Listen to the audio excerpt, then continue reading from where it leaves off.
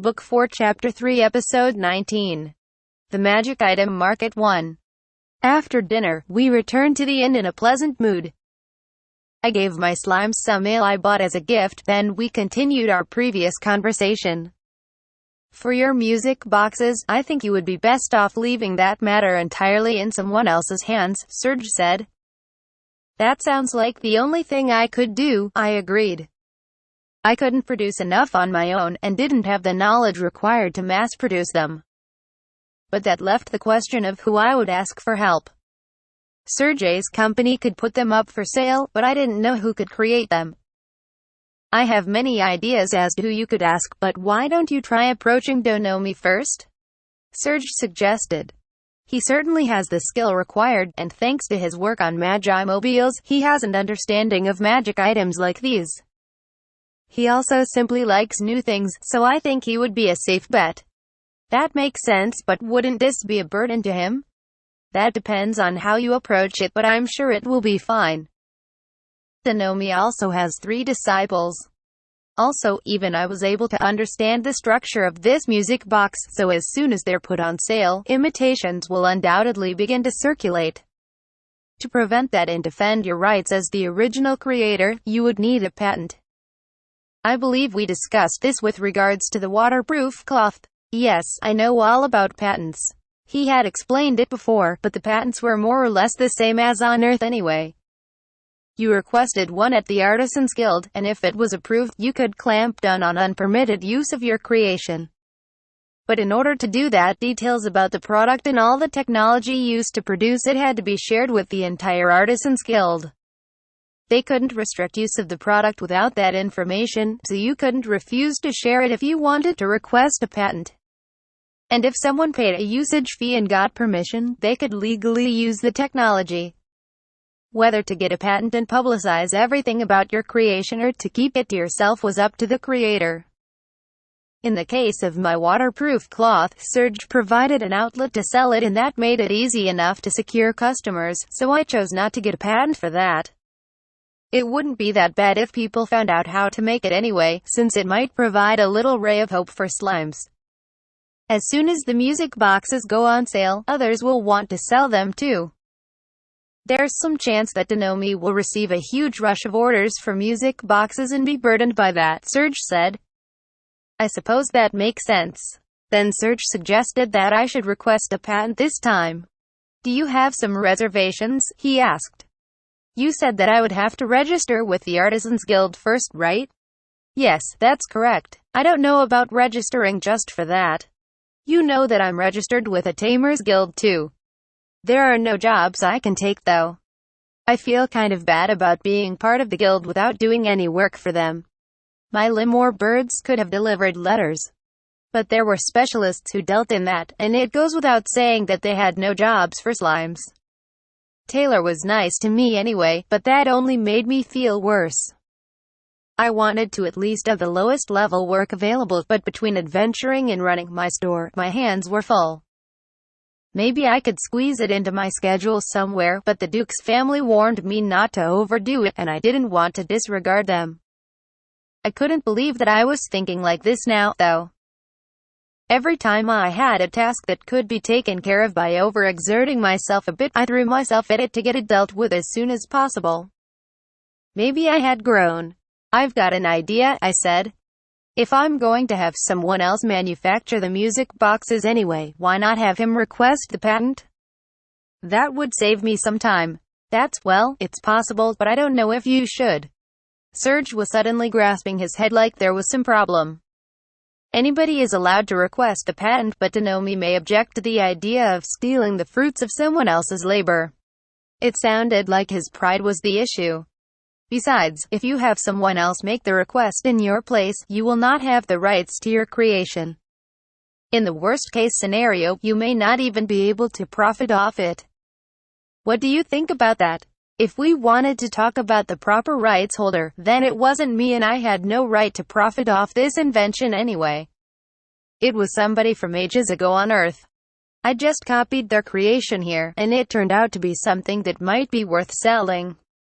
And there was nobody around to criticize me. I was in a lucky position, but that was all. I didn't care that much about having the rights to music boxes or profiting off of them. With that said, though, I didn't have the sense of justice or pride necessary to reject an opportunity sitting right in front of me. If I could use this for something, I would. I didn't want to dismiss Serge entirely, but that was my reasoning. Regardless of who does it in the end, I don't plan on taking that much of the profit, I answered. But seeing as how I'll be asking someone who creates magic items, they may eventually have something that I need on an adventure. As long as I get favorable treatment when it comes to buying magic items off of them, that's all I need. Hopefully they'll be willing to cooperate. But if it turns out that they don't show me much respect, I actually have an idea for another, similar product. Not simply in that it plays a different song, I take it. I don't even have a prototype for it, so I don't know if it'll work. But if it does, it could be even greater than the music box. Great enough to lower the music box's value, I said. Serge put his hand on his chin and thought about it. Even at the store, I thought a bit about making a phonograph and records. They were first developed after the music box, and it's said that they even ended up taking the place of music boxes. If I could perfectly recreate them, I would have a hit on my hands. So if you do happen to lose your rights to the music box, you plan to outmatch it with this other invention? Serge asked. It's possible, is all. There were even magazines that came with simple phonograph construction kits meant for kids, so I had some knowledge of how to build one. It didn't seem like anything I wouldn't be able to make with magic. The bigger question was whether I could create records. I only had a vague idea of how to do that. Maybe I could make something that worked, but I didn't know if it would be good enough for it to catch on. If it's not able to outsell the music boxes, it would be due to my lack of judgment, foresight, knowledge, and skill, I said. I'll deal with it if it happens. In the end, there was no knowing until I tried. Serge sighed. Very well, then we should discuss this, assuming that's the course you will take. Are you sure? It's fine.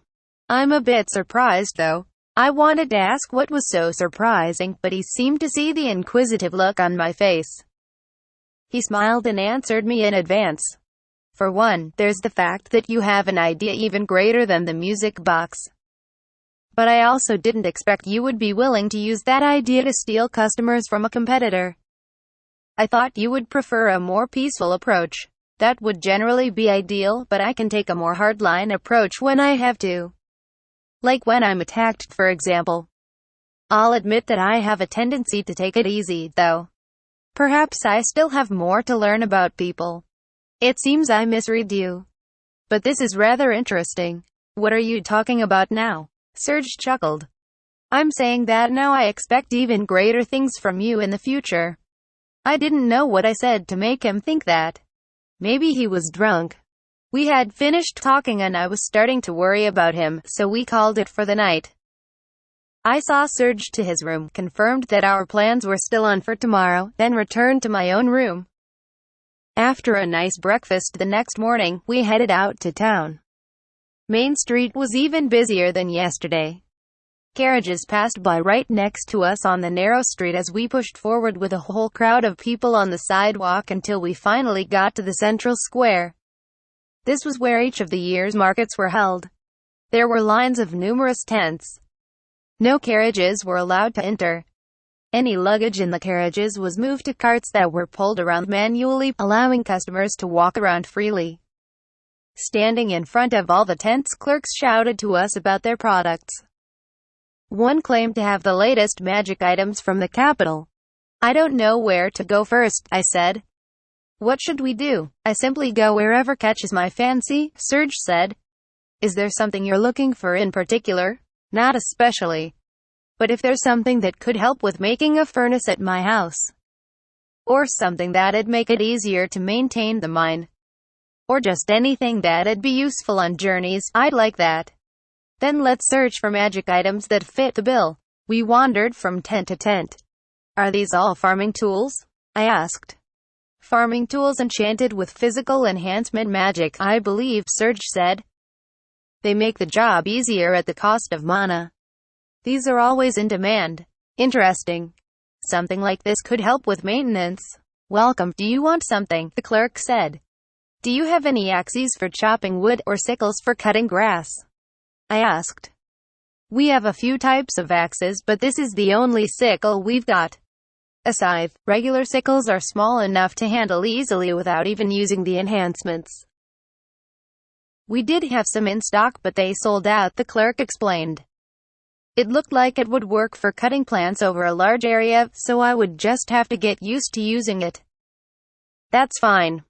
I'll take the scythe, an axe, and, oh, that pitchfork too. One type uses a magic crystal, the other has to be powered by your mana. Which do you want? The one that uses my mana. That'll be 29,000 suit. Here.